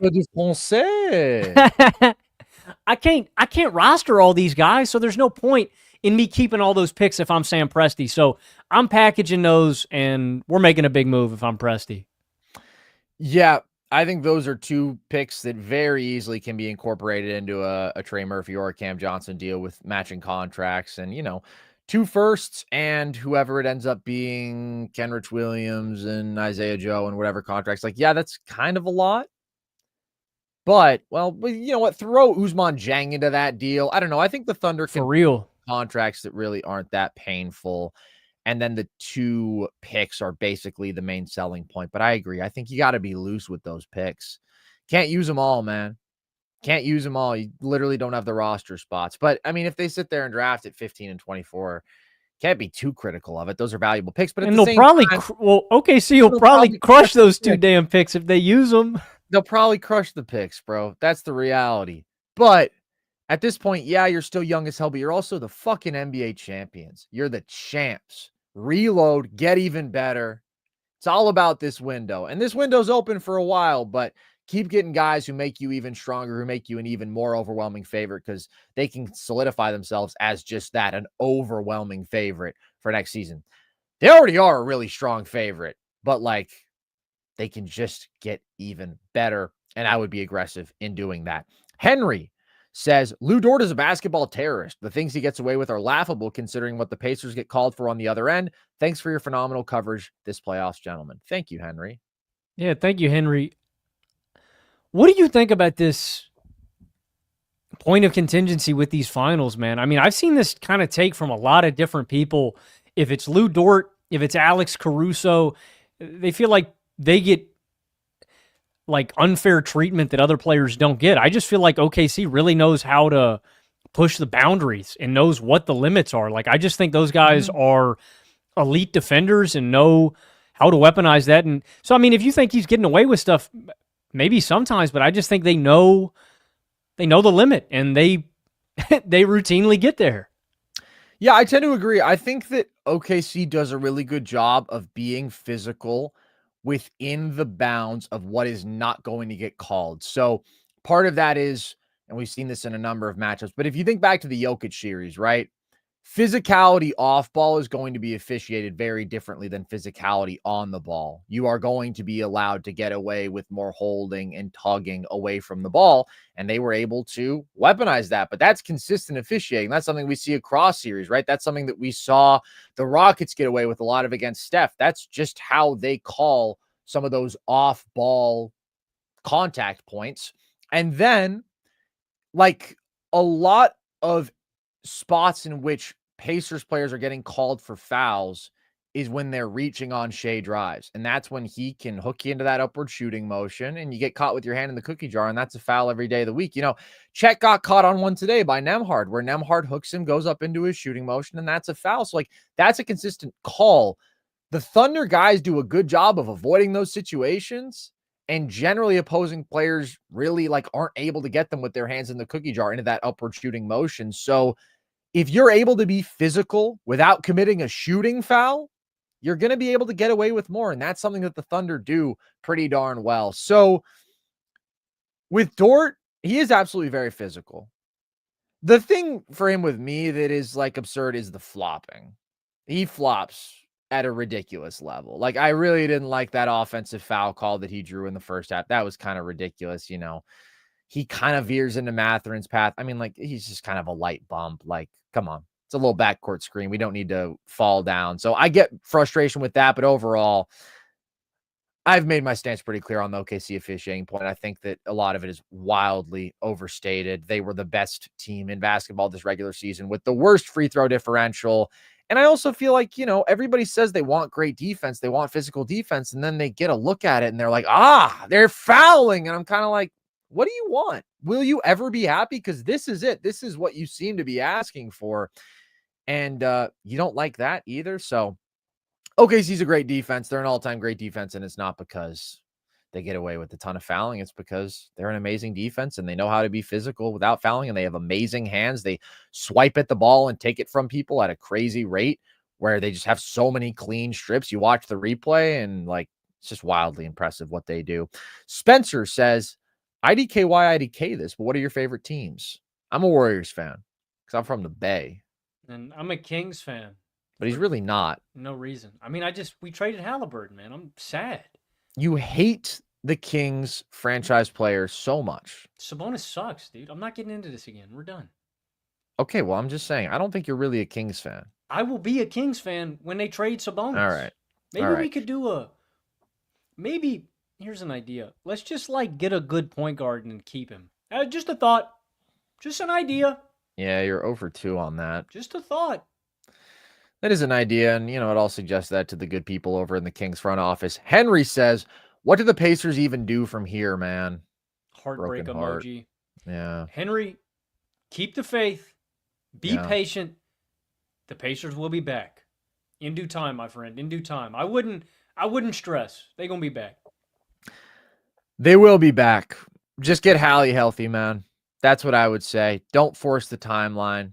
Give him a long recovery period. I think that when guys do successfully come back from an Achilles tear, that's a big component of it. KD got a long time for his recovery. Tatum is seemingly going to take a long time for his recovery. I think Hallie should take a long time for his recovery. It's more important that you get back and you're the same player than it is that you get back a couple months earlier. Even though, it's obviously heartbreaking to miss out on a season. It makes me so sad. You know how sad I am to not get to watch Tyrese Haliburton play basketball next year?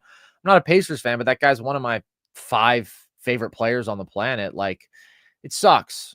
It really does suck. But in terms of roster stuff, I think we touched on it. They don't need big changes. You get Hallie back out there. And I think that you trust your internal development and you trust your internal talent. I really think that they're that good, There was a time where I thought, maybe do you want a more legit second ball handler than Andrew Nembhard? And I'm kind of no. I mean, he has improved in the playoffs, and that's not to say that he's amazing, right? The guy gives you 13 points per game on whatever decent efficiency, but defensively, he's a fucking hound, especially as a Shai defender. He's as good as it gets, and he is a good secondary ball handler, and he is a good tough shot maker, and he does consistently produce in the playoffs. So no, I don't think that major changes are needed. I think the Pacers are awesome. Energized with a draft question. How high are you guys on Carter Bryant? Logan and I disagree on Carter Bryant. He's higher than I am. We do disagree on Carter Bryant. I have him. I hate when we disagree. I hate when we fight. We're not fighting. Well, yeah, you always say that. Unless you want to, bro. You always say that. Squabble up. I hear it in your voice. I have him top 8 to top 10-ish. I'm figuring out my big board and where exactly he ranks, but I really do like him as a prospect. Supreme athlete in open floor. I think he could be a really good transition scorer. I like him as a defender. I like him as a shooter. I don't think he's a number 1 or something, but I think if you put him in a situation where he can fit in and doesn't have to do a ton offensively, immediately I think he could be impactful. But I really like him as an athlete, as a defender, an off-ball shooter. But Carson, I know you aren't as high on him. Where do you have him on your? Is he a lottery guy to you, or is he outside the lotto? I think he's a lottery guy. I just think he's more in like that 12 to 14 range, probably, where like you're talking about having him up closer to 8. I think that his lack of skill offensively and his lack of burst and wiggle does concern me. Not because I think that you are ever going to expect him to scale into like a volume offensive role, just because I think if you're drafting a guy to be a 3-and-D wing in today's NBA in the top 10, you want to be confident in his closeout attacking ability. You want to be confident in him having some effectiveness as a driver, being able to make some jump shots off the dribble. And that's where I think up to this point, his offensive game has been very standstill, catch and shoot, pretty low volume up to this point, just very little production for a guy you're talking about as a top 10 pick. So defensively, I really like him. Offensively, I see a guy who I think will probably be an above average shooter who can be an effective cutter and has that above the rim athleticism. But I do worry a little bit about some of those skills that you kind of need to round out your game to be a guy who I'm like confident in my starting 5 in a big playoff game. I need you to be able to do a little bit of everything, because that's just the way that today's NBA works. Logan Camden, what an NBA season. What an NBA season. Can we get a round of applause for you guys for sticking this out with us? I feel like the NBA playoffs have been going on for my entire life. 2 months we've been live. We were live every night until the finals, and slowed down a little bit now, but I don't know what we're going to do with ourselves. I guess we're just going to do another podcast tomorrow talking about the NBA draft. I think that's a fantastic idea, Carson. And then I guess we're probably going to do another podcast in the next couple of days, maybe with a special guest, maybe talking a little bit about what we saw in these NBA finals. And then I guess I already recorded a solo podcast today talking about the Kevin Durant trade to the Rockets. And then I guess Wednesday is the first round of the draft, so we're going to be live during that talking. And then I guess we have free agency. And then I guess we have a summer full of trivia and rankings and fun drafts and lists and NBA and NFL podcasts galore. We're going to have the best summer of our lives. Really? That's what I heard. That's exactly what I heard. That sounds awesome. I'm all in on that. Thank you guys, seriously, for writing out this playoff journey with us. This has been so much fun. I love seeing the Thunder win it all. Make no mistake about that. They call me a Thunder Glazer. I just know when I see great basketball. Carstradamus. He's just Carstradamus. I don't think it's that hard to predict, man, when you see a team that's unbelievably talented and ascending and dominant, and just say, yeah, those guys are as good as they look, and everybody else tries to say, no, they're not. And then next thing you know, they win the title, man. But I think it's only up from here for the Thunder. I really do. It's crazy, man. We've got a new champion. Let that sink in. It's a seminal moment. It's a game 7. There's only 20 of them in the NBA Finals and league history. There's only been 9 since the merger. It's a big deal. Hallie injury put a damper on some things, but a Thunder title is a Thunder title all the same. A Shai MVP scoring title and Finals MVP all in the same season. That's rare company to be a part of. Cool stuff. Cool stuff that we witnessed to end this NBA season.